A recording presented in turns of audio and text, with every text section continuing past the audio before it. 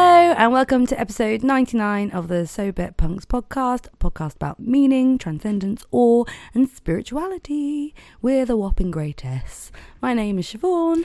And I'm Dave. Yay. And before we came on air, Siobhan was trying to argue her position that taking the mickey out of me about everything I ever done is everything healthy. You've ever done. I can't remember what was your argument.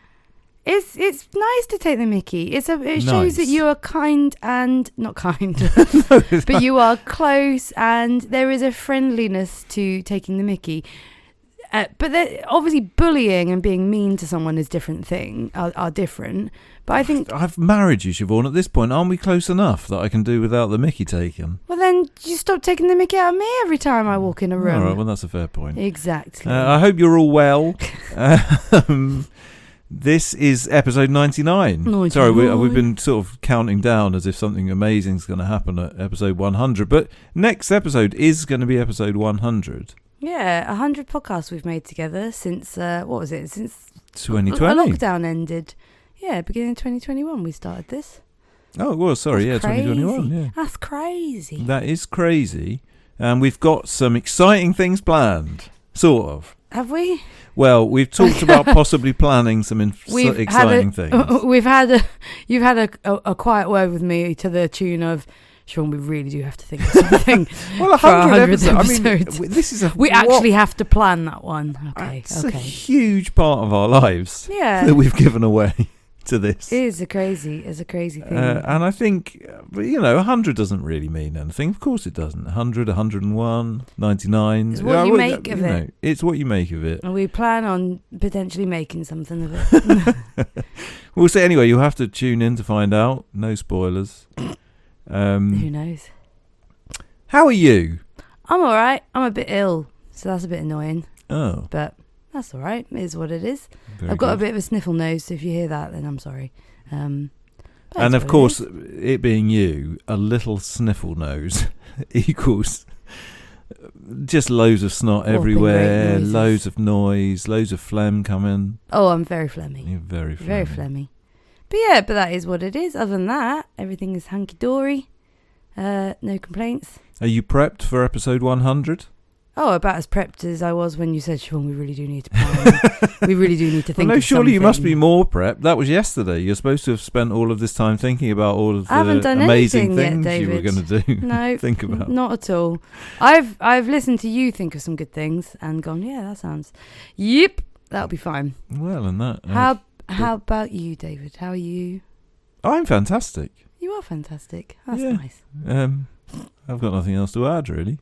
No, it's our anniversary this weekend, if anyone cares. No one cares. Well, it's not. It's not, is it? I mean, it is and it isn't. It's not a wedding anniversary. We have more anniversaries than just one now, so I feel like you can't really claim to have. I think people have tons of anniversaries. We were together like 10 years before we got married. This is so true. I'm holding on to the other one.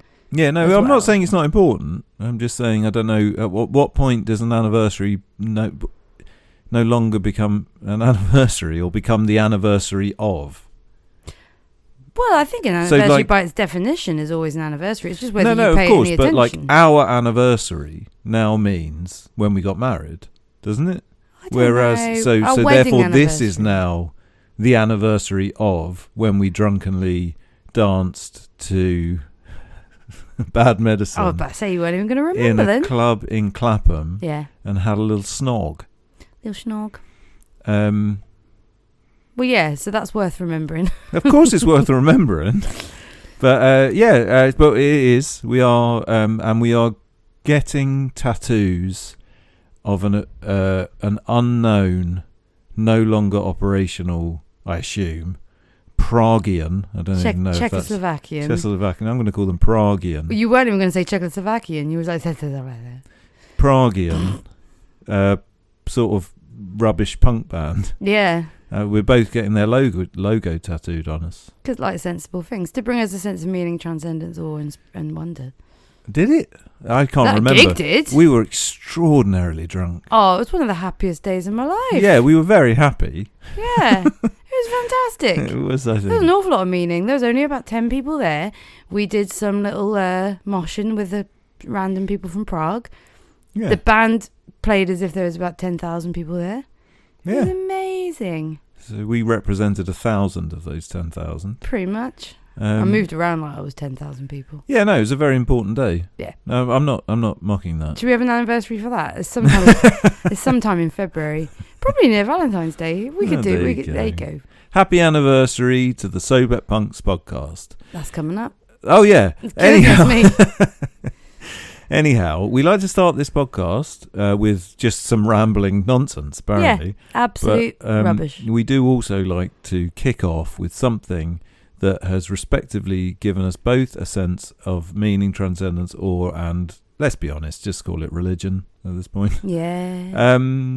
Siobhan, what have you done in the last couple of weeks? I'm going to name 3 things because none of them are major enough, and so it kind of builds to that, and I don't want to be a broken record. One of them is I went to see a band called Gorilla Biscuits with my friend Simon. So this is twofold. I got to see my friend Simon I haven't seen in bloody ages, and he told me about his travels to Japan recently, which was really lovely, which he just decided to do because he was invited to do one thing somewhere else in Brazil and realised I don't want to do that, or not for that money. I could go and do something I really want to do if I was about to spend all that money on something I don't really want to do. And he just took himself to Japan for 2 weeks, absolutely at random. Unusual, I think I'm getting this right, unusual travel plans are dancing steps from God.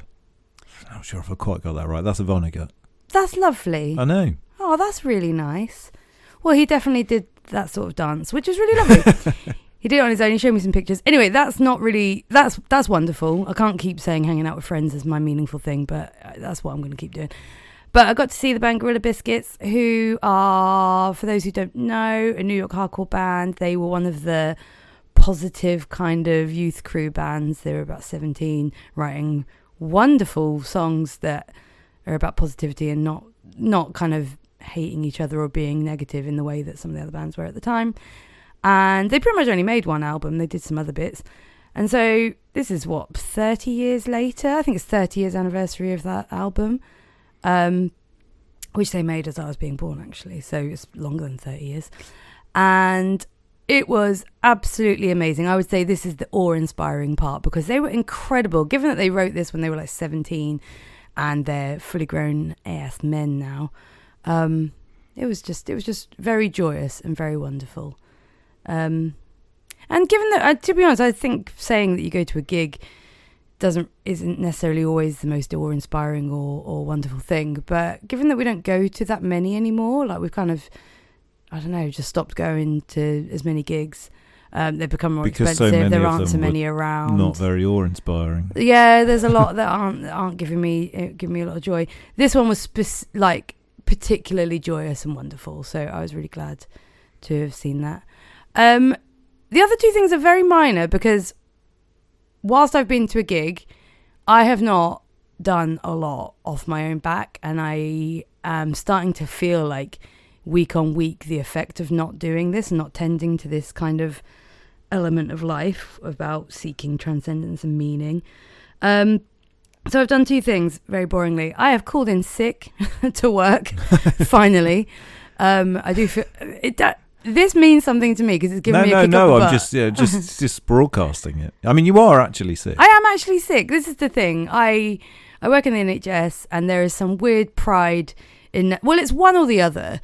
I heard 2 people bragging about how long they kept a 0 Bradford score, which is your sickness record score. And I was like, that is something nurses do. Like, I've not taken a day off sick in this many years. And it is a toxic thing that nurses They say do. through toothless mouths. Yeah, exactly. The most sobbing, burnt out, unwell. leather skin. You wish they'd take a day off to just fucking look after themselves. But the opposite is also true. The NHS is pretty good for sick pay in that it gives sick pay and can give it for a really long time. So there's some people that absolutely milk that. And I probably sit closer to that. Well, I don't think I've ever called in sick. So yeah, you don't sit closer to. Yeah. You are the toothless, leather-skinned. Yeah, I just don't think I've ever called in sick. And this time I was like, I actually do feel a bit rough. I probably could go in, but I'm just not going to fucking kill myself. I'm going to make sure I look after myself and give myself a chance to, I don't know, enjoy my time off by not being ill the entire time. So really boring. I called in sick. That feels like a big deal to me. And what I am now doing, this is the third thing, is I'm planning for my next few, sounds like my next few sicknesses. I've got some time off and I'm going to actually plan ahead and book in things where I have a lot of time to myself. I'm going to go, there's some like woodland cabins where you can like chuck your phone away and just live in the woods for a bit in a nice little box that has windows that looks over various woodlands. They're all over the country in various different companies. And so my plan is to book a few of those, to be honest, and just have some little not retreat times, just some time away. They are retreats. Yeah. That's all right. Nothing wrong with calling them retreats. Yeah, but retreat with the proper sense of the word, as in retreat, like I hear retreat as like, I hear retreat as like spa, treat yourself. But retreat means get yourself. That's a problem with the other, not with you, Siobhan. Yeah. That's not what retreat means. That's what, I think that's what retreat has come to sometimes be labelled as. Whereas I truly mean it as a kind of like an escape, a getaway for a bit. Just to give, I am not very good at doing that in my own world and in my own space. And I want to kind of actually make some plans to get back to that rather than keep saying, I'm just going to meditate better or more often or at all. I think I want to actually get away and give my brain, because I don't think you actually get into that space of your brain being able to actually breathe and relax, and you then get to your insights or get to your clear thinking. For me, I don't get that for like at least a day. Like I'd have to be in solitude for at least a day and then maybe the next morning wake up with a good mind and start doing it. We could talk about this forever, but every single spiritual tradition, certainly that I'm aware of, but I think every single spiritual tradition basically has silence and solitude as one of the most important parts of growth. And if you think about the world that we live in now, that is the antithesis. And I'm not even saying this in a kind of like, the world, rubbish. Yeah. I just mean it's literally just not something that we even consider anymore. And I think is probably maybe not seen as being weird. I mean, I think if you told anybody, I'm going just taking myself off on a retreat to have a bit of silence, no one would be like, Siobhan, you're really weird. But it was similar. We had this conversation about the silent retreat that we went on. Like most people, their immediate reaction is, I couldn't possibly do that. Couldn't possibly spend time with my own inner brain. Yeah. I can't, turn my phone off. And I think even if you wouldn't say that, I think that's probably true of all of us in many ways. Just turning off and tuning out for a bit. But literally, you can't get anywhere spiritually or even just personally without time away, time alone. Yeah, I think you're totally right, and you're much more disciplined than me, so you can get to a routine pretty quick. You can take yourself away from your phone pretty quick, although I know even you can struggle and that can slip back in. But whereas I know myself and I know I am slipping quite wildly again, and probably don't use technology or stuff or anywhere near as much as some people, so I worry about other people, but I can feel that I am just turning into a bit of a mash. Like I can feel time slipping away. I have half-assed plans that I never really quite get round to because I don't allow myself time to think about it. Things like where I want to go in nursing and what the next training steps are and stuff like that. That's a really boring but practical one that I haven't quite dedicated any brain space to because I can procrastinate about it, get to it, feel overwhelmed with choices, and then just stop and find something else to do. And that happens in every aspect of my life.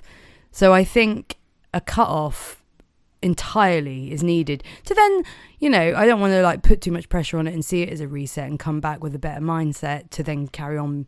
I'm going to now magically be able to meditate better and not look at my phone so often. But I do think a reset is as good. It's better to do that than carry on the way I'm going. But the point is that you'll come back changed one way or the other. Exactly. It doesn't have to be an amazing life experience. In fact, the chances are it won't be anything of the sort. Yeah. And that's fine.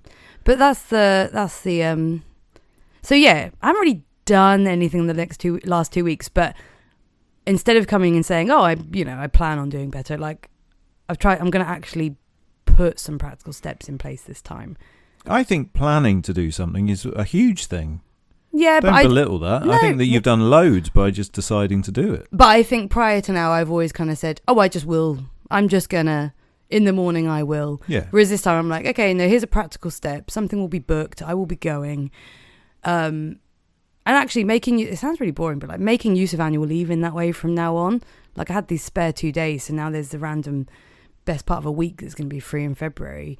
And I've suggested we go and do something like this then. And actually, I think a little something every month or every other month, just even if it's just a day away, actually doing something or not doing something, having time away, relaxing, is just worth the time, which I don't think we allow ourselves time to do, inverted commas, nothing. No, we definitely don't. Isn't it wild as well? And this isn't aimed at you specifically. In fact, it's not really aimed at you at all. It's just us as a species in 2025. Yeah.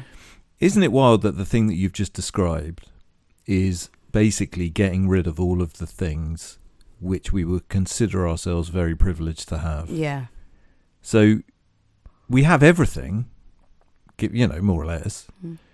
And so we're at a point in our evolution as human beings that we have to take ourselves out of our everyday life in order to get rid of all of the amazing things that we've got. Yeah. Because those amazing things, for the most part, are terrible. Well, and it's just insane. So I'm reading the Awakening from the Meaning Crisis book by John Vervaeke, which we reference him so often. And his whole thing is about uncovering or exploring why we as humankind, like you just said, we've got everything. Life should be easier, but there's a meaning crisis. There's a mental health crisis. There's a social crisis with, homelessness and poverty in a world where that just shouldn't really exist anymore. And what that always comes down to is the loss of spiritual practice, whether that actually be religion or whether that be things like just meditation and contemplation, which are religious, but are practiced, the practice of them doesn't have to be a religious thing. And everything that brings you closer to reality is closing your eyes, like exactly what you said, like physically, even if you're around it, like closing your eyes and emptying your thoughts and your, world of those things and having time to contemplate is the way that we not just disconnect from the negative things, but actually find meaning in our lives. And so it's kind of some weird sci-fi nightmare that we've entered into, where everything we have that we think is helping us is just making us subconsciously and now consciously for a lot of people just fucking miserable and meaningless. And we're all asking what's the meaning, and we've removed all of the things that help us get there. Well, I think that this brings to mind for me I'm going to missay this, I'm sure, but is it something like it's easier for a elephant to fit through the eye of a needle than for a rich man to get into heaven? I don't think it's elephant. I've definitely not quoted that biblically, but it's something like that. That's put it on a t-shirt. Live, laugh, love. Elephant in the eye of a needle, something about a rich man. But we think of that in the context of like, oh yeah, Elon Musk is never going to find spiritual happiness because he's so rich, or Jeff Bezos is never going to go to heaven because he's so rich, he's so greedy. But actually, I don't think it is talking about people like that. I think it's talking about us all now. We're all rich. We're all rich now in comparison to any other time in history and any other species of human. Rich in the context of money, but poor in the context of everything else. Everything that actually is important in life, we're very poor in. I feel like we don't necessarily value as a culture those things anymore. I think it's been said so many times before, but removing things like religion from culture, and there's lots to be said for doing that and having the two as separate. But in doing that, there's just this void that hasn't been replaced with anything, or what it has been replaced with is individualism and social media and getting stuff or getting what you deserve in life, which But things that only lead to misery. Yeah, that Surely. no one's happy because of any of this. Well, this seems to be getting very existential. Yeah, and sad. sorry. Well, I tell you, this is now me being cynical. Some people have realised that carting yourself off to a cabin in the woods is the thing to do, because there is tons of companies doing it, and some are doing it effectively. Some are not. I mean, some of these cabins are like, seclude yourself in the woods, but here's, TV with Netflix and all of the appliances you could need. But some of these places are like actually secluded tiny cabins in the wood where they have somewhere you can lock your phone away for 3 nights and get away from. I'll be honest, I didn't realise it was like an official thing. Sorry. Yeah, because I've booked one of these for March, or I booked one a while ago, and I've just booked like an Airbnb in the middle of nowhere, basically. Oh, okay. I didn't know there was an official thing you could sign up for where you put your phone away in a box. Yeah, there's tons of like get off the grid cabin things. Wow, see, you can be sold anything. Well, this is the thing. So this is the cynical side. They are really lovely, but yeah, it is still another thing to buy. But I like it. It looks cute. We're against capitalism. Let me sell you being against capitalism. Well, there you are. But I'm probably going to go to one, so there we are. Very David, what have you done in the past 2 weeks that's brought you a sense of meaning, transcendence, or spirituality? Go. Well, I think we're continuing in our main segment. We're continuing what we talked about on the last one. So as a result of that, it's probably mostly going to be about me and this question. So I had to sort of scurry around trying to find something else. And I've decided that I'm going to choose, and you're going to make a noise as soon as I say this, the song I'm in a Hurry. Yay! By Alabama. Is that the noise you're hoping I'd make? No, I thought you were going to be annoyed. I thought you were going to say, that's my one. But it's not, because I discovered it. You've just made a fuss about liking it. So we've found it at the same time, surely. No, I know. We've talked a little bit about country and western music on this podcast. I'm not really sure this song fits into the country and western blueprint. The song doesn't. The band are from that for sure. The band are literally called Alabama. Yeah. So yes, they do. But this is from a much. I would have assumed this was from a mid 80s. Yeah. We stumbled across it on our YouTube hole. But it's not, actually. It's from 1992, which is wild. Oh, fantastic year. So much was coming out. I would heavily suggest that you pause this podcast now and go and listen to Alabama, I'm in a Hurry, and I Don't Know Why. I think I Don't Know Why is in brackets. Best yet, go and watch the video. You should watch the video, because I'm sure we're going to comment on both. But the reason I want to bring it up is actually because I think it's got... It's a fantastic song. It's a country and western band who obviously heard some 80s songs and thought, God, we could get that production. Yeah. Got that production. Made a video, which they must have seen a Phil Collins video or something, and said, we could do a kind of country and western version of that Phil Collins video. Although actually it's probably more similar to the Men at Work. Yeah. I think it's quite similar to Men at Work. Not the song, the video, really. Anyhow, it's not important. The point is that it's fantastic. It's a wonderful song, as you will know, because I presume you've just paused this and listened to it. I would say also it's a bit of a creeper, because the first few times on our little YouTube holes, I must say we flicked past it. Like, we didn't listen to it too heavily. Well, no, we didn't. And then, but then I remember, did. like, I don't know, like about a week afterwards coming to you and being like, I have had this song stuck in my head for the entire week. What is happening? And then go back and listen to it and be like, oh my goodness, it's actually pure joy. And now we've passed that on to pure joy. All y'all. Y'all. So you can all have this stuck in your head as well. But the point is that, as you will know, because you've all stopped this podcast as instructed and listened to it, the lyrics in the chorus are, I'm in a hurry to get things done. I mean, I'm going to read it like it's a poem. I rush and rush until life's no fun. All I've really got to do is live and die. But I'm in a hurry and I don't know why. Oh my God. And I would argue that is some of the most profound, theologically rich concepts that there are. I mean, it's wonderful. Pure Buddha, it's pure Jesus, it's pure it's just wisdom. Wonderful. And the more I think about it, the more I just think, how did those strange men come up with this? Like, if it had just been, I'm in a hurry and I don't know why, I would have kind of thought, that's fine. You know, they've come up with a silly reason to sing a song about it. But it's that line, all I've really got to do is live and die. I'm in a hurry and I don't know why. I don't know, there's something very wonderful. quite deep, I think. So we have looked into their back catalogue. There's one where they sing about baseball, which is quite good. But honestly, it gets pretty poor. The older you get, when you go back in time, and there's they do one thanking all the blue collar workers of America and who don't exist anymore. Well, that video looks like Uptown Girl, so they'd obviously watched Uptown Girl by Billy Joel and said, let's do a country and western version of that. We've got all of these. The singer in Alabama, in every single video, likes to do a funny little backwards run. It's because he's a legend. And this is how much we've watched that I can tell you this. In every video, at some point, he'll just suddenly break out into a backwards run, and it never makes sense. He's full of joy. It's not a good look. Yeah, he is. He's a happy man, I think. Oh, and he's got a mustache for an eyebrow.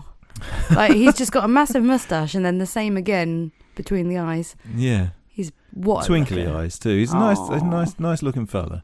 They're all wonderful. I would also like to bring up Brooks and Dunn. Who Siobhan's not as keen on. They're not that good. But they have a song. Yeah. They do have a song. I know what you think, but it's not that song. They do have a song which is called She's Not the Cheating Kind, which again you should pause and listen to. I must say, as far as songs go, ignoring the style, it's one of the best songs ever written. It's absolutely fantastic, but it's worth watching the video because I'm not sure. I think it's Dunn. Because I'm pretty sure Brooks is the guitarist. I think. So I think it's Dunn. He's a very thin man and very tall, and he wears very tight jeans. So he's got very long legs, and then he's got a very tiny little suit jacket that he puts on, and then he firmly thrusts his thumbs into the pockets of his jeans in that way, with his hands hanging out of them, but just the thumbs in. And then dances like that a little bit when he really gets into the song. It's quite an emotive song. And Words don't describe it, do they, Dave? I've never seen anybody do something like that with their body. It's a very strange thing to watch. He is a strange thing to watch. They are. And actually, sorry, I'm jumping around now, but the Alabama video, he does a sort of crotch thrust with his entire body. It starts at the very top of his head. There's one point where he goes ready to rock, and or ready to run. I don't know, ready to do something. And he does a huge ready to thrust with his crotch, but starting with his head. His whole body does it. His head. And this is just before he does his little backwards run. Very unusual. They are very unusual. What a joyous thing to have entered our lives, though. I think in the last couple of weeks I've probably watched both of those songs and listened to both of those songs upwards of 20 times each. Each? Oh, comfortably. My YouTube now, when one comes on, just automatically puts the other one after it. Oh, God, he's on. He's probably going to want Brooks and Dunn next. Dave's back. You know what he's up to. That's what AI sound like. Oh, dear. Here he come, playing his Brooks and Dunn. As always. There he is. Do you think AIs like to rhyme? I feel like AI should be able to rhyme. I feel like if humans can accidentally rhyme, AI should be capable of rhyming all the time. See, I've done it again. You've done it again. If an AI can't do this, then what's the point? Very much. Yeah. So, should we move on to our main part of this episode? We are just going to continue talking from last week. Yeah. Probably go in a few different turns, though, because things have happened since. If you didn't listen to the last episode, you probably should go back and listen to it. Otherwise, some of this isn't going to make very much sense. Do we want to recap last episode just in case? Refresh people's full memories? Recap, Dave's become a massive Crizzo. For those who aren't down with the kids. Oh, was that cool boy talk? I don't know. I wouldn't say it was cool. Dave's found Christian faith and has started going to church. There you go. Who knew I'd be the proper one here? Who knew? And so, really, we were just going to leave it, I think, at the end of the last episode. I don't know that we covered everything. I think we'll see. We'll see. But the day that we recorded the last episode, I think it's fair to say loads of things have happened since then in the context of this. Both, well, we'll see. We'll travel down the little Let's timeline. go there, David. And it just made me think about a number of different things, which I think we're going to cover, so I won't bother telling you them now. So ultimately, we recorded the last episode on that day that we recorded it. In the evening of that day, I had been invited to go to a worship event. And it's probably fair to say, I think it's important to say that, well, maybe we should describe what a worship event is. A worship event is fundamentally just kind of like a church service, but maybe with slightly more of an emphasis on music and prayer and kind of experiential stuff. And this is the first worship event you'd been to. So did you know that before you went? No. Did you know? I feel like I remember you saying you weren't really sure what to expect, other than it was it wasn't attached to a particular church. It was for various, all of people who are in the local area could go to this like standalone-ish. Yeah, well, event. Let me cover that, because that's probably an important thing to say, because of what we're going to talk about now. I think it's important to stay at the start that this had absolutely nothing to do with the church that I go to. It had nothing to do with any church in Hastings either, I should probably say. It's from what I can make out, and I'm not going to name it either, because it's like a branded thing. From what I can make out, there is a series of these worship nights which are set up around the country. They're all over the place, and they're specifically aimed at very rural communities. I assume, some of this is my assumption, but I think it's probably more or less fair, that the reason that they do them is that they assume that most sort of village churches are probably quite old-fashioned, a few hymns, a Bible reading, and then a nice cup of tea at the end, and then you go. And so what this is offering is something more sort of experiential, more evangelical for those people who want it, more or less. So if you're in a rural community and you can only get to your little village parish, but you're looking for something a bit more filled with the Holy Spirit, shall we say, then you might go to one of these worship events, which happen once a month, like I say, all over the country. I had no idea about any of this turning up. Basically, a friend of a friend invited them, and they invited me. Right. So I was going completely blind. And like I say, out in the middle of nowhere, basically, which was quite an unusual experience in of itself. I mean, it was a weekday evening. Obviously, it's winter now, so you sort of turn up at like 7 o'clock and it's pitch black, and you're just in the middle of nowhere, and you just walk into it felt a little bit like going to the, I don't know. It felt was it like in a church? No. It was in a sort of centre, I suppose, for want of a better description. I don't really know how to describe it, and it was dark, so I can't even explain to you what sort of place it was. I just walked in the door and there was a load of people there. But, a nice idea. I mean, absolutely nothing wrong with the thing itself. And, but for the first time during all of this, I was kind of challenged, and I'll explain why. Which I think it's important to sort of acknowledge, assuming that, at least to some extent, not exclusively, but I mean, on this podcast, obviously we're mapping each of our respective journeys to some extent. And it's no good me doing a whole episode saying how amazing the experience of going to church has been if I don't then acknowledge when sometimes it isn't that amazing, or it is challenging, or it is difficult, or whatever. So went to this thing.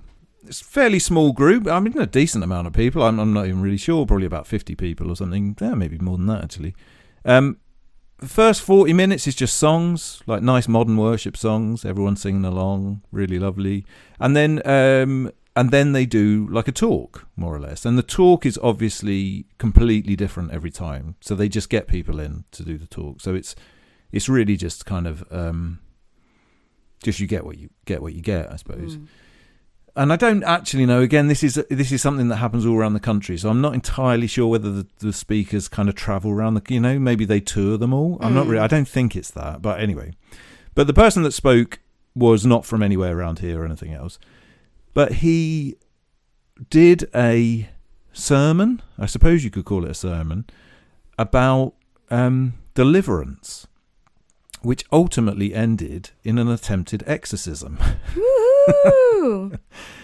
And it was not what I was expecting. It wasn't necessarily something, again, keeping in mind, I mean, there was something quite, me and my friend afterwards were sort of saying, I'm so glad that you were here, because I'm not sure that I would actually believe that happened. If I'd just gone on my own, I think I would be questioning myself, like, did that really happen? Yeah, what did he on earth? really say that? Okay, questions. Loads of questions. Yeah, I'll start please with my more sensible question. What's a sermon on deliverance entail? Like, what does deliverance mean? So deliverance is like delivering evil spirits from people. So or from the things. bat, he is kind of this- he's stating there is a method of doing this. Yes, and this is his thing, I think. So Okay. he's written. There was a booklet that we got given that was co-written by this person, which was all about this, about how you deal with delivering people. And so it's not. So it's kind of weird from the bat, because I guess one way you could explain deliverance in some respects could be metaphorical, could be how could you influence someone who's negative or horrible to people or got something not pleasant about them, or it's actually objectifying it as well and saying it's not just them. So for example, I'm saying from a forensic health background, everyone's, in my opinion, born pretty fine, innocent, and then the way that we're brought up can make someone pretty horrible. So you can kind of try and remove the human from saying it's not their fault, basically, or maybe it's not their fault, but they can be saved. Something could be done about this. It's not a be all and end all. And so deliverance could be a very a version of that metaphor, saying like we can remove the thing that makes this person horrendous and make them better. But he's not saying it as a metaphor. He's saying... Well, hold on. No, so first of all, there's no he's not, and there's no absolutes, I don't think it's fair to say. So there's kind of a lot of stuff to juggle and deal with. Okay. I think here, and as always, I'm not sure I'm going to do the best job of explaining those things. No, it's all good. So what you've just described, first of all, is literally Genesis, right? So man is born, Adam is born perfect, and as a result of sin becomes imperfect. Yeah. And then enters a fallen world. Yeah. So the world is made perfect and we messed it up. Right. So if you take that if you personalize that, that's the thing you're describing. Yeah, right? I'm saying. So we're all born innocent, and then society and experience and various things. So I would argue that therefore, yes, in a metaphorical way, something like deliverance is actually really kind of useful. It goes along with like being forgiven, right? So one of the greatest feelings and one of the greatest things about the Christian faith is that you can come to it as you are. You can say, I've done this, that, and the other, and I feel this, that, and the other, and I'm still going to do some of this stuff probably, and you're forgiven for it. And there's something really powerful about that, which, and I won't go in, again, we could talk about that for hours, but in some respects, that sort of being forgiven, I mean, equally, and again, I had this discussion afterwards, so the idea of like anything bad in you being a devil, more or less, or like an evil spirit, you can see from a psychological point of view how potentially that could be quite useful. Yeah. Because it depersonalizes the thing that you have inside you which you don't want. And therefore, and there's something psychologically, I'm sure that you could pick this apart psychologically, both good and bad, but there are techniques psychologically that you could use to say, okay, this part of me that I don't like, I'm going to remove it from myself and view it as a separate entity, and then I'm going to do work on that entity. And there's something quite rich in that, I think. Yeah. The thing is, and this is a much bigger conversation that we also can't really have, is that, but it is the thing I'm interested the most in probably, is how. So in the Bible, Jesus literally does meet possessed people and remove demons from them. Right, and you can view that in both a metaphorical way or a symbolic way and a literal way. The thing is that the literal way, so I would argue, so it's similar to like Jesus heals the blind man, right? I would say I believe that both, were I a human being that was taken back in time and slap bang in the middle of Jerusalem in the year 30. 30 in the year 30, you would actually see a man curing a blind man, right? And obviously people would argue that, but that's a Christian way of looking at it, is that thing actually happened, but also that thing is symbolic. So being blind and then healed from being blind is the same as being sinful and being healed from being sinful. It's about the healing that goes on through the Christian journey. Yeah. So Does that make sense? Yeah, I mean, it's in Amazing Grace. I was blind and now I see. Yeah, but that kind of like insightful, not insightful. You can wake up. You can wake up and change your way. But the difficult thing to hold, and something that I find the most interesting about, specifically I think Christianity, but I'm sure there's this in all religions, is that you have to hold this tension between the fact that you believe that this thing actually happened, but you also believe in it as a symbolic act. The problem is that when just some bloke says to a congregation of what I would argue was relatively some at least vulnerable people, that everybody thinks that Christians are really great and fine and that we've all been forgiven and we're all fine. But let me tell you, there's demons in this room and some of you have got them inside you. And we're going to say a prayer and we're going to get rid of those demons. I think that's very dangerous from a psychological perspective. Now, if everybody in that room, and I'm making assumptions because I didn't, apart from one other person, I only know one. So, I mean, I don't know. But if everyone in that room was able to juggle those two facts of symbolism and also fact, and the twain met, but also you could just handle that tension between those two things, then I think actually fundamentally, I mean, that's fine. I think saying that is fine if everybody is kind of corpus mentis and capable of holding the symbolism that is inherent in that claim. The problem is that you only need one person to be a really vulnerable, mentally ill, self-hating, depressed human in order for that to be quite a dangerous thing to tell people. So that was the thing. So I mean, ultimately that was the thing that I thought was particularly negative. I mean, obviously it sounds shocking to describe it in the way that I've described it, of like I found myself in an exorcism, but ultimately that is what it was, but it probably wasn't as dramatic as that makes it sound. So it wasn't, he didn't invite someone on stage who had the devil in them and cast it out of them. Oh no, that would have been really problematic. Yeah. And also, sorry, and that's kind of like what I thought had happened. Oh, okay. well, something else I think is probably quite important to say as well is that this is certainly not a mainstream Christian belief. No. So the Church of England absolutely would say that this was spiritual abuse. Yeah. Right? So, I mean, it's not okay. Like this is not just like the type of stuff that happens. This is a particular man that's taken it on himself to do a particular thing. The weird and wonderful. And in fairness to him, I don't think he's a nefarious character. I think he's doing this from a genuine place. I think he really, truly believes this. He described his own experience and he said he's basically, I mean, it was sort of funny in a way, some of it. He had a brother, an older brother, I think, who became an expert in seeing demons in things. And so then described how his older brother found loads of demons in all of his stuff, including the fact that playing rugby was apparently a demon. And so there was a whole long bit about how he had to give up rugby forever because rugby had become the devil, because it was using up too much of his time and taking him away from God. And then there was another bit where, keeping in mind, I think that he said that demons existed within people. His brother walked around his house and just told him all of the different things in his house that had demons in them and made him throw them away and smashed a window at one point, just threw a brick through a window or something.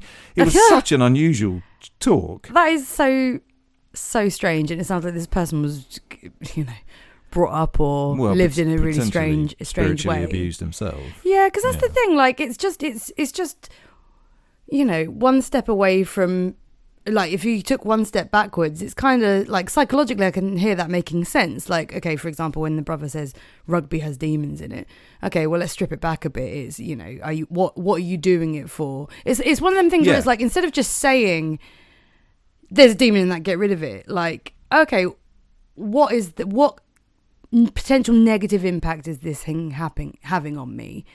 Do I need to explore that sort of thing? But to just say, actually, that's got a demon in it, get rid of it. You kind of minus the exploration of I don't know, for development, and it's further. This is where I think it's not helpful at all, because I do think removing it from you as like an object and not making it a subjective thing can be helpful. We said that earlier about it. It can be helpful to see it as separate and do work on it, but to see it as separate and see it as absolutely nothing to do with you and not your fault, in some cases, isn't going to answer the problem at all.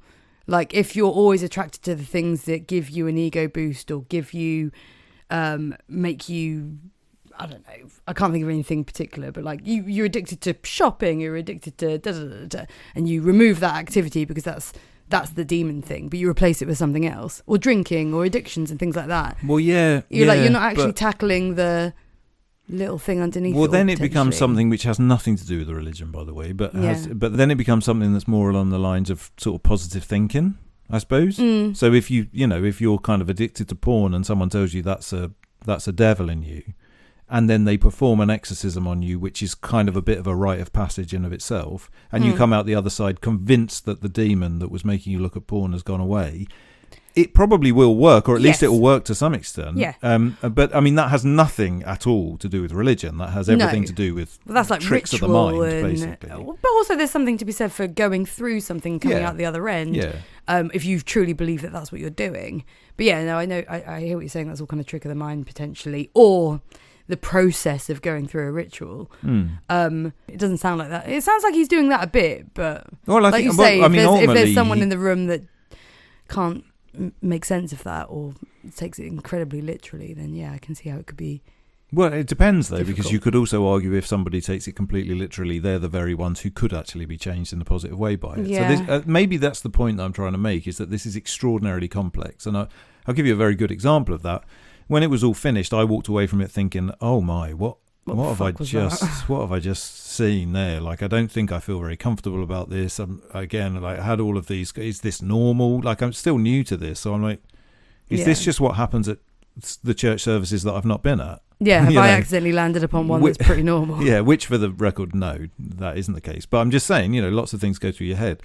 But I went to the loo afterwards, which was out in the middle of nowhere in this building. I had to go through loads of things, and there were some people standing around talking, and I was queuing up for the loo, and so I could overhear their conversation whilst I was. And one of them turned to the other ones and said, "I have been coming to this sort of thing for the past 30 years, and that was the best sermon I've ever seen in my life. I feel completely changed by it."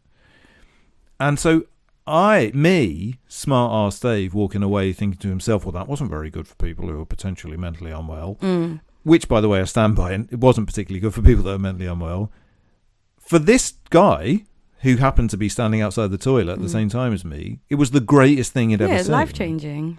And I think that's another tension to be held within any of these sort of considerations, is that you can describe things.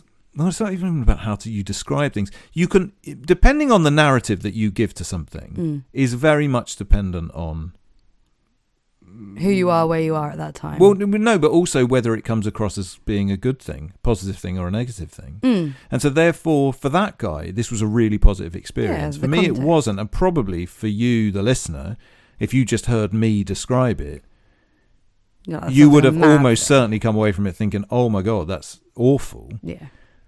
But probably if we had got this random guy that I met outside the toilet, to come on here and describe it, he would have described it in a completely different way using completely different words, and you would have potentially, maybe not, but you could have walked away from it thinking, "Oh wow, that sounds kind of, that could be really life-changing." And one of the things that I realised was that me and my friend, the friend I went with, had started using occasionally in conversation this phrase that a lot of Christians use, which is the enemy, to describe things. And so the enemy is just like the thing that's trying to impact on your spiritual growth.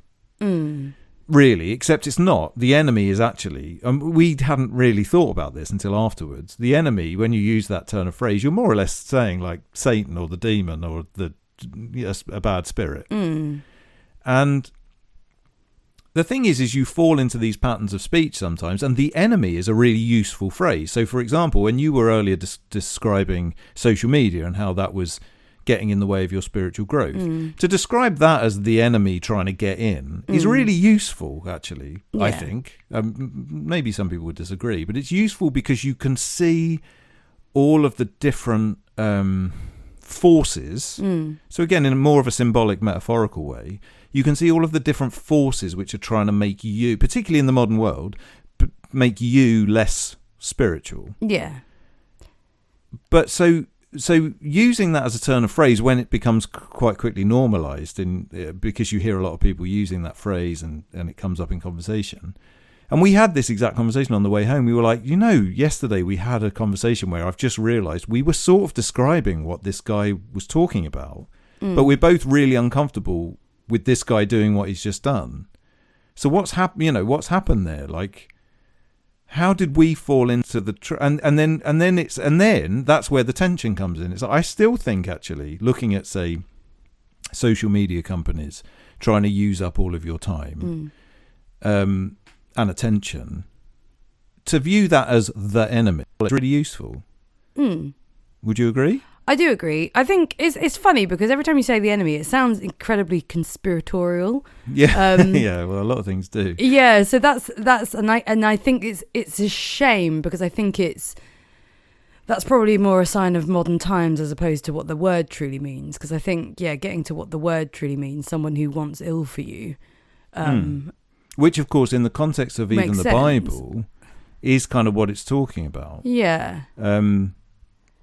When, in the same way that sin is not somebody just telling you off for doing something naughty, sin is something which is making your life worse. Yeah. Equally, things from outside, which are nothing to do with you, considering them the enemy, is kind of the same sort of idea. And again, maybe use a different word to the enemy. I don't know, come up with one that you're more comfortable with. But I'm just saying, like, something else which is trying to impact on you. But the problem is fundamentally all this guy described. But it felt a little bit, maybe because of the specifics of his language, which of course I've not probably done a very good job of explaining on this podcast. It felt a little bit like goodies and baddies fighting off. Yeah. This man with his shield and his sword fighting off the devil. Yeah. But I don't think that's what the Bible means when it talks about these things. No. So what are you saying that man could have been saying the same? Could have been saying if he'd have replaced the word demon with enemy. I'm sort of not. No. I mean, what I'm trying to get across is that there's a tension between those things. So people talking about, it's a little bit like. So sometimes at my church they talk about healings, like actually, like we're going to heal somebody, and again, there's a tension between the healings in the Bible, which are symbolic of things that I myself have like experienced, not physical healings necessarily, but like mental healing, that sort of thing.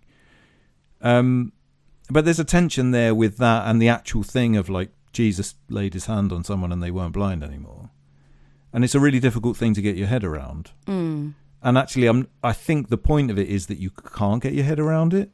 It's living within the tension between those things. I think which is what religion is. It is what faith is. What faith is not. I absolutely believe that every single thing that I read about Christianity and every single thing that anybody says is right. It's holding the tension between. Oh wow, this is really complicated. Yeah, I think we're watching The Chosen at the moment, which is a TV program about Jesus's life and the apostles who write the Gospels and all that. And there was a line in it, we were watching it yesterday, and I'm going to fluff it, but I think it was kind of said a few times in different ways, which was, I do not understand, but I have faith, or I do not understand, but I believe you. And I think one thing that program's doing is helping me understand that concept a bit, because I would say, and this is probably something to discuss generally in this episode, being as you've watched something crazy happen or something that sounds bonkers like an exorcism, is it something about that preconception that people who find religion have lost their ability to be rational or believing things without believing things without questioning them, or believing things without just blindly believing things. And something that I, as someone who's new to this, new to experiencing it properly, I think, because I think I've always felt spiritual, always been open, but I'm definitely being challenged now that you've found your way. And I don't mean that in a rude way. I mean that in a, this is interesting and it's a good challenge. Is challenging kind of, to me too. Yeah, but that's the important thing. It's not that you've given up rationality. Far from it. You're flexing it quite hard. That sounds awful, but like, but you have to get the most out of it. As far as I can see, not even to get the most out of it, because that just sounds like you're going into it to get something. But it seems very important to what you're saying, have that balance, have that tension, use your brain, be challenged, seek understanding, and also understand when you just have to kind of give up the idea of understanding and have that faith element to it, which I think is just really, it's just really interesting, because I must say I did wonder how much of that had got it's understanding it with you that's been really interesting. I would say, FYI, anyone who is wanting to feel this experientially but doesn't go to church, I do think watching The Chosen is a really good way of getting your head around some of this stuff, because I think the whole thing is watching the people at the time get their head around a thing that they believe is happening but don't believe is happening. Why does he do the miracles for some and not others?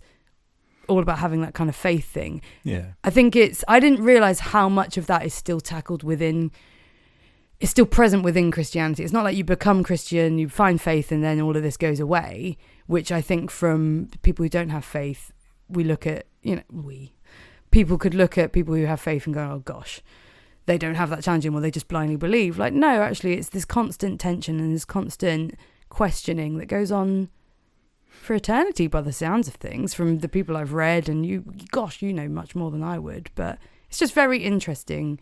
Well, yeah, I mean, maybe that's the point, is that I then went through that exact process in the course of what was basically 5 days or something. Yeah. Because by chance, a few days later at my church, we had another worship night, and it was probably one of the most spiritually fulfilling experiences of my life. And in many ways, well, it was different, I suppose, in some practical ways, but ultimately it was a similar sort of thing. And it's very difficult to put into words exactly why, or sort of what happened, as it were, or like what it felt like, or anything like that. No exorcism at this one. There was definitely no exorcism whatsoever. Fantastic. or anything anywhere near it. But it came down to probably a number of different things, all of which we've covered a little bit on this podcast before. It came down to sort of a feeling in the room, and we talked about this, how environments potentially have, how you want to describe it, but some sort of spiritual value. And obviously the people inside the building make a difference to that as well. So the place just felt a certain way that I can't really describe. And also some experiences that I had, one of which I think I want to describe in two ways, because both are important, but both are like the opposite story. So, well, not the opposite story, but they're just different. So during one of the, or at the end of one of the songs, a man I've never met before came up to me, tapped me on the shoulder, and he told me to read a proverb, some bit from a proverb. And he said to me, during that last song, I'd had a vision of you, and you were walking through a door. I don't know if that means anything to you. You were walking through a door. And I just sort of laughed it off a bit, and I said, "Oh, I think I'm trying. I think I'm on my way to a door. I don't know." And he just stopped me really seriously and just said, it was a really lovely moment in a lot of ways. It's just a nice thing someone say. He just said, "No, you walked through the door. You're already in," and then just walked on. And it was sort of like, oh wow. And I don't know who this guy was. And then, but prior to that, when I've prayed, I've often used that as a sort of symbolic thing, a door. Like, I've always sort of said, like, help me to walk in the direction. This is all a bit personal, so I didn't really realise I was gonna. But but yeah, like a door or like a gate or like just. I've always sort of had this thing, because you often end up talking symbolically in prayer because there's no way of describing it in any other way. So I've sort of said something along the lines of like, smash open the door, smash open the gate, like let me walk through, because I feel a little bit like my past life and all of my kind of limitations are stopping me from really like developing a relationship. So that's pretty weird that that's no one knows that. I just had that in my head, and then this man just walked up to me. So that happened, and then and then when I got home, I think it was actually not that night, I think it was the next night. I woke up at 2:00 in the morning, which I never do, and I was thinking about this man telling me about how this door was open. And as I thought of it, my cupboard door just opened, and so I could just tell you that story as is, and that would be the end, and you would probably think, oh, Dave's gone a bit mad, but also that's a bit weird, maybe. But let me add in a few extra bits. So the man who came up to me with his phone and made me read a Bible verse, later on in the evening, I noticed was talking to another boy somewhere else in the room. How dare he! Showing him his phone. No. And presumably telling him that he had a vision about him. So I guess this guy is just someone who has lots of visions about people. By the way, I don't doubt at all the genuineness of this. But the point that I'm making is that probably, assuming that most people listening to this aren't Christians and aren't interested in any of this stuff, or probably interested, I suppose, if you're listening. But that immediately makes you think, oh, okay, right. So this is guy just does. You become this. a bit cynical.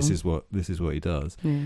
And then also my cupboard door. I mean, there's an issue with my cupboard door where yeah. I mean, it's broken. It's broken, but admittedly, it doesn't open. It doesn't just open. So that is still a bit weird. But I suppose the point that I'm making again is kind of about the same tension. There was kind of two experiences there in the moment.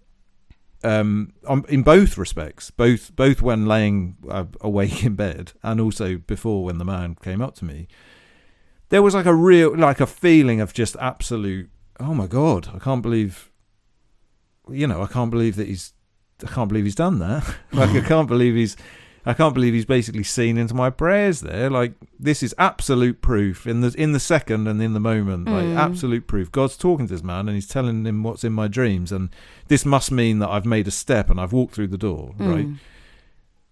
But then also, of course, there's the other side of that, which is what I was actually thinking about at 2:00 in the morning when my cupboard door opened was, oh, he's probably, it's pretty obvious metaphor to say, isn't it? Walk through the door.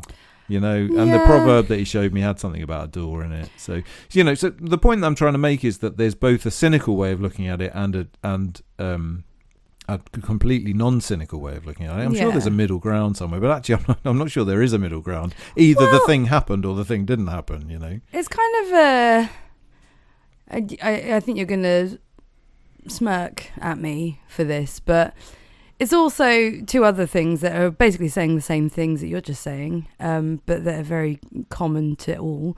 Confirmation bias. You've heard something that relates to something is true that person didn't know, and would that have had the same effect on anyone had they not been having those experiences personally? However, the opposite you could say is, well, how did he know to say that thing unless you'd had those personal experiences? But yeah, so confirmation bias is something there. But also, this is kind of how things like horoscopes work, which is a confirmation bias thing as well. You notice the bits that are important to you, and if there's, sometimes you end up disregarding the bits that aren't important to you. But my opinion of all of that is all of that could be true, none of that could be true, and what does it matter if the effect it has on you is important? But that's kind of the point that I'm trying to make. That's the tension you're holding at all times. But that's the thing that I think people are able to appreciate the way I've explained it. I'm not saying there's anything wrong with the way you've explained it, by the way. But I think if people entertain a more mystical, religious, faith belief in it, for some reason that doesn't get as widely accepted. Whereas I think the thing I've just said is quite widely accepted. But they're the same thing. Yeah, totally. I think so. That was kind of going to be my comeback, but I think it's more or less what you just said. I mean, Yeah. I don't believe in horoscopes, but what you've used, the thinking that you've used in order to say people believe in horoscopes for these reasons, Yeah. and the only reason that horoscopes seem real is for these reasons, Yeah. is the exact same reasons that you could use for this is why horoscopes are real. Yeah. Yeah. Right? Yeah. So it's the same. It's the same thing. And this is my feeling about Mo Gauda said it. We bring it up quite a lot. Believe the thing that makes you happy. This is my argument against atheism, because I just think your whole argument isn't going to bring you any joy. Your whole argument is proving someone wrong. And so it does simplify it and make it sound a bit less meaningful. But I think you can layer in the meaning as you need to or want to. And I think always having that kind of, I think you naming it as tension is really helpful, because I just think it's never as easy as just believing, although sometimes it is. It's so paradoxical in the best way and in the most interesting way, and and it's just interesting to find, as someone who I would say I'm a lay person to everything, is still present. It doesn't go away. It's not like I'm Christian now, everything is really easy to me. Some things do become easy, and some things become not easy, but open to you or available to you in a way that maybe wasn't before. Yeah, I'm going to complicate that a little bit. No, of course. I think. And I'm oversimplifying it to the point that I don't want to be patronising. No, I don't think like you it are. Does I think accidentally become that. No, I think you've probably just summed up what I've said, and that's fine. But there's another aspect to this which I've not said, I suppose, or I have said last week or last episode.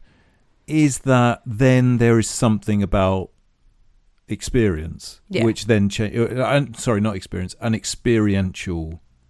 This is. I don't think I can say this, but it's the only way I can think of an experiential experience of those things. So you ineffable in the same way, and this is the exact thing that I described last time. Was that so you can get to it with your head. You can say, I've come to the conclusion that weighing up all of the different possibilities, I think that there was some sort of intelligence behind the world, right? And like existence.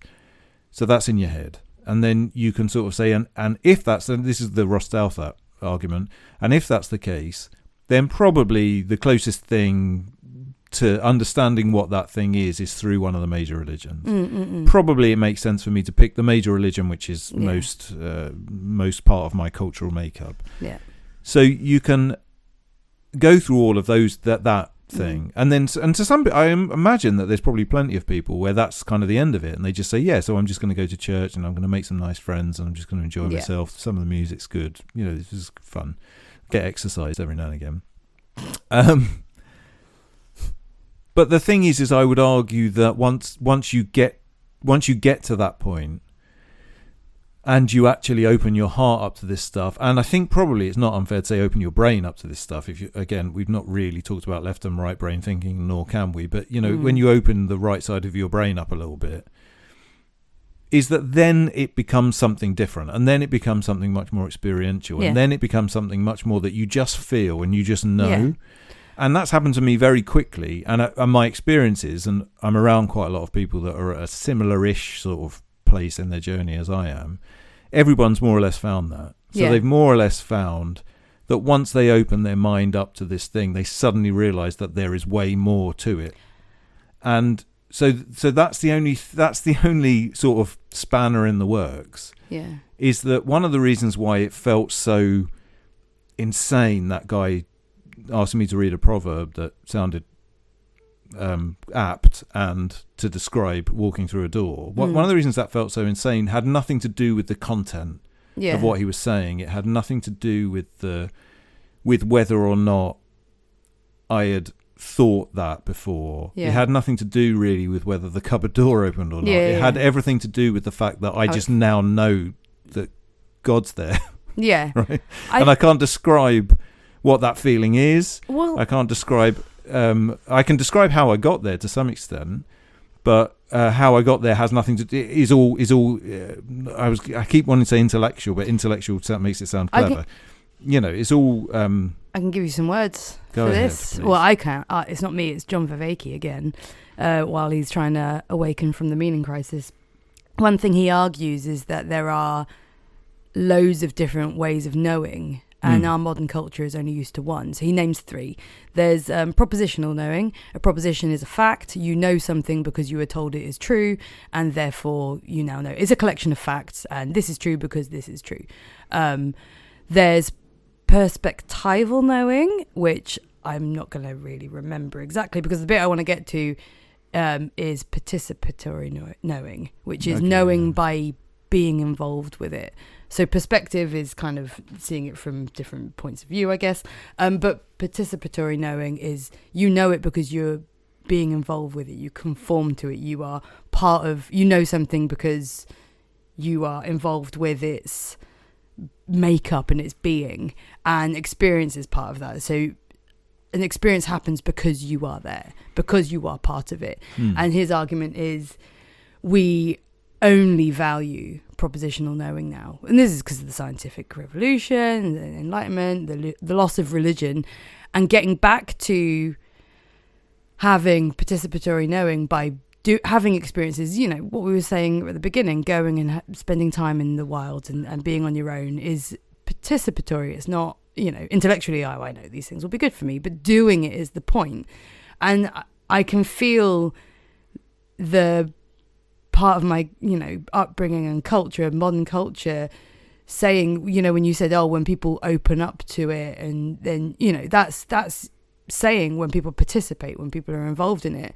But what the argument against that is also, some people will say, I'm not saying this is true, but a common argument would be, you're closing your brain off to then do these things. Well, of course, you know, I'm being rude to be specific. You might be, but you're also opening part of you're closing off one part of your brain to open another part. This is it. So what people who are saying are like, because they're saying it's a bad mouth, they're trying to say like, you've shut off your intelligence to then, I could believe if I didn't use my brain, or blah blah blah blah blah, and that is said as, you know, slander, or that's an argument against religion in modern times. But it's also kind of true and not even a bad thing, in as much as, if you turn off your propositional knowing, not even turn it off, but if you value not only your propositional knowing, but actually value your participatory knowing, your experience and your being involved in the world as a form of knowing, don't see it as stupid, then of course you get there. And it's just a thing that modern world does not celebrate, involve, or even acknowledge as intelligent. But in many ways, that's the reason why I'm trying to bring up the challenges that come along with taking that ride. So this kind of comes back to what I was saying about there being these challenges that even though you're in now, as it were, you're still facing. And that's part of it. Whereas I think, like, bringing back to what I was saying, I think people just believe you just turn off the rational bit, you turn off the propositional knowing, you turn off, but it's not about turning off, it's about accessing other ways of knowing that we've always had as humankind, that we've shunned a lot. Well, that makes a whole nother point though, doesn't it, as well? Like belief systems, we all have belief systems no matter what. Yeah. So therefore you can say, if you believe in God, you've shut off the part of your brain that says that, why would there be a God, for example? But ultimately, if you're saying there isn't a God, you've shut off the part of your brain that says, there might be a God. Yeah. Right? Yeah, so it's ultimately everyone's got a belief system. Yeah. You believe that there is no God. Yeah. It's absolutely not provable in any way. Yeah. So belief systems are there no matter where you are. I suppose it's... Well, I think this is bringing up again about atheism. I think regardless of what you believe, I just think the one that doesn't make sense to me at all is atheism, because I just don't, I think, what is the point of having a belief system that is just purely negative? I just don't get it. And the culture we're brought up in is inherently... Well, the modern culture is inherently atheist. It's hilarious to actually note how much of our culture is Christianity without realising, because we're just so used to it. Yeah. Tons and tons of things that it's not even really worth mentioning here. Everything that our entire culture is based on. Yeah, I mean, even like, really boring one, the fact that shops don't open on a Sunday. Well, they have less. No, but there's still this inherent, I don't know, very boring one. But maybe more importantly, for example, human rights. Yes. Didn't exist before, Yeah, no, that's true. religion. It's true. But there's tons of things. So I just think it's just a really strange. It's funny that atheism is, passed as the most rational thing, and I just think it's so irrational to have a belief system that is entirely negative and brings you to nothing. It doesn't help you in any way. All it does is belittle other people. But of course that doesn't end with religion, does it? I mean, I think most people's belief systems about anything are about what they don't want and not what they want. It's definitely true of politics. It's definitely true of kind of any sort of social idea. Like no one believes in a thing. They believe that a certain thing is wrong. Yeah, this is, I think, the whole... Oh gosh, just to bring up, why not, Adam Curtis? We don't talk about him enough recently anymore. But the Can't Get You Out of My Head series was about revolutions that have all gone wrong in the kind of modern era. And I'm pretty sure that the outcome of that is kind of bleak, but it's about people don't know what to believe in anymore. People can't bring the answer. They can only say, we don't want this, but no one can think of the thing they do want. Yeah. And we are a culture that is entirely at that point. This is why we're bashing. People are inherently sad because they just don't know what the future looks like, because they can't even think of what they want the future to look like. But those who are happier, well, there's two. I mean, there's the AI people, which are mental, and I don't know if they're happy, but they definitely, some people think they're doing the right thing. And then there's people who have found spirituality and faith again, which is on the I would argue that both are basically the same. Yeah, except one of them's real by definition, and one of them's not real by definition. Yeah. I do mean that from the perspective that I now believe in it, but I don't mean that. I mean for us all, one of them is definitely real. One's and actually going to concrete. happen to everyone's life. The other one is just something else that's happening in the ether of science, I suppose. And didn't Paul Kingsnorth say that AI is just people trying to create God? So both of them are trying to do the same. That's what they've said, I think. I think the people who are creating it, I think somebody asked... Oh, it was Bezos. Was it the guy? Was it Bezos? No, I don't think it was Bezos, but it was somebody. I think it was whoever is it Kurt something, the Google person. They said, does God exist? And he said, not yet. Yeah, that's it. Which is kind of horrible. Let's call it a day. Yay! I've noticed that on the little... So in my notebook... where I wrote the lyrics to the Alabama song for earlier, which a peek behind the curtain is the only notes I took for this episode. You took notes. It's at the bottom of a page where I don't remember when. I assume I read this and thought, oh, this is good, and wrote a little quote down from a book. It's by Richard Rohr, who I don't know if I've mentioned or not, but he's fantastic. We've definitely brought him up. But I think it's very apt to some of the stuff that we were talking about. It's a quote that just says, remember, we do not think ourselves into new ways of living, but we live ourselves into new ways of thinking. Jesus moves towards lifestyle solutions and not academic ones. Hey, so there you go. So that's weird as well. And then I just heard in the bedroom that my cupboard door opened. So there you go. Lovely. This has been the So Bet Punks podcast. Thank you for sticking with us. For some reason, you don't all seem to be turning off since we went. In fact, I think the last episode had considerably more listens than the ones before it. So I don't know where you've all come from. Did you write in the title, fantastic. Dave found God? No, not even like any clickbait. No. Oh, that's weird. No, I don't even know how to do clickbait. But anyway, thank you.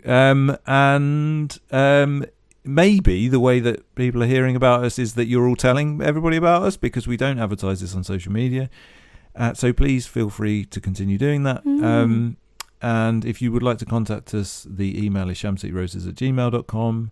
And like we said at the start of this episode, the next one is going to be episode 100. It's the big blowout. It's going to be Dave and Siobhan, full party mode.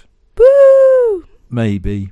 Who knows? But whatever happens, we will be back in a couple of weeks, and hopefully you will be there. And thank you so much for listening. Thank you. Have a lovely couple of weeks. Goodbye. Bye.